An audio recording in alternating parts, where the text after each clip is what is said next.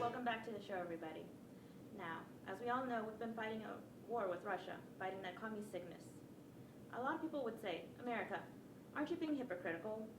Doesn't the U.S. have Social Security, and doesn't the U.S. government also give loans to companies all the time, and Medicaid?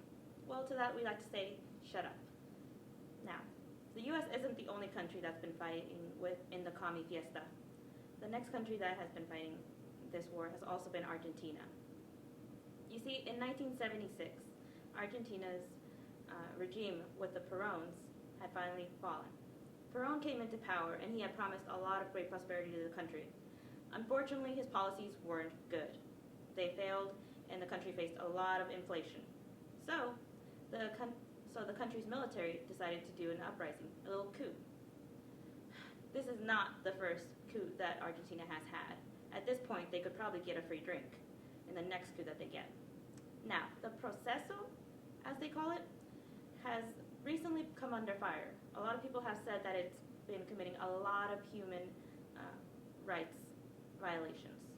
So an advocacy group called the Las Madres de la Plaza de Mayo has started building up a lot of coverage. So for more information, we're going to turn to our correspondent, Charles. Charles, how's it going over there? Hey, Clemencia. Things are going just great here. That's great to hear.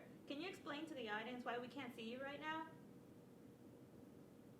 Well, that would be because I'm hiding in a basement. Why's that? Why? Because you sent me to a country intentionally targeting subversive people. People who are educated, opinionated, and different, like the children belonging to Las Madres de la Plaza de Mayo. You see, Clemencia, these missing people usually come from middle-class families, which is what the majority of mothers are as well. These women say that they are not politically active and only want their children back. But by the way things look, things are not going so well. What's that? I think we're breaking up. Come in. Wow, eye-opening. Unfortunately, Charles wasn't able to give us more information. So tonight we have Hannah to interview. So, Miss Hannah, let's go back to 1976, when your regime took over. Walk me through the events leading up to the coup. Well, as you know, President Perón had just died 2 years earlier, which left Isabella as the president of Argentina. And about at that time, that's when we started plotting our takeover. And what were your thoughts on Isabella? She was pathetic, she was hysterical, unqualified, out of control, and she led our country into chaos and disaster. And could you tell our viewers how you convinced her to step down? Well, she was persuaded very easily. By persuaded, do you mean forced into a helicopter and escorted out of the country? Exactly. This was our first display of our military might. As expected, no one was going to fight back against our power. This is our general doctrine of national security. Our country was in chaos because of Isabella's leadership, and as a result, the military decided to intervene. This is when Argentina began our process of national reorganization.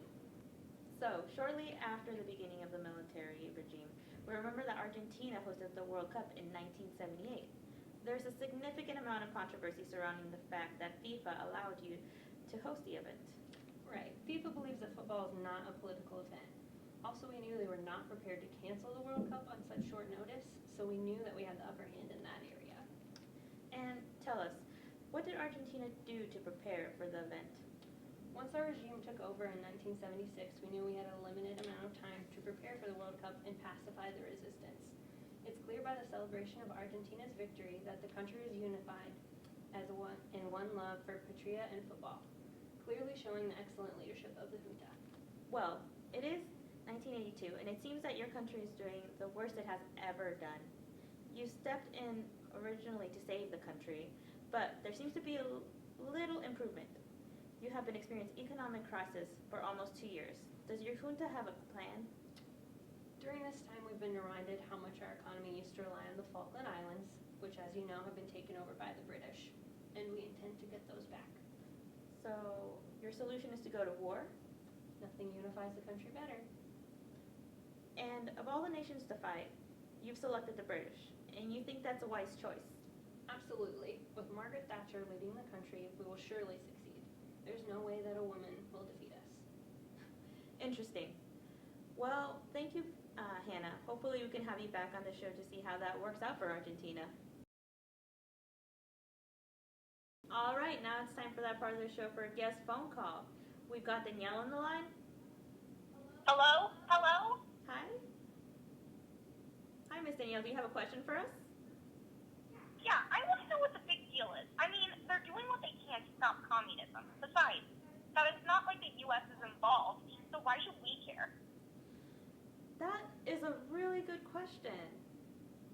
Very interesting. Thank you.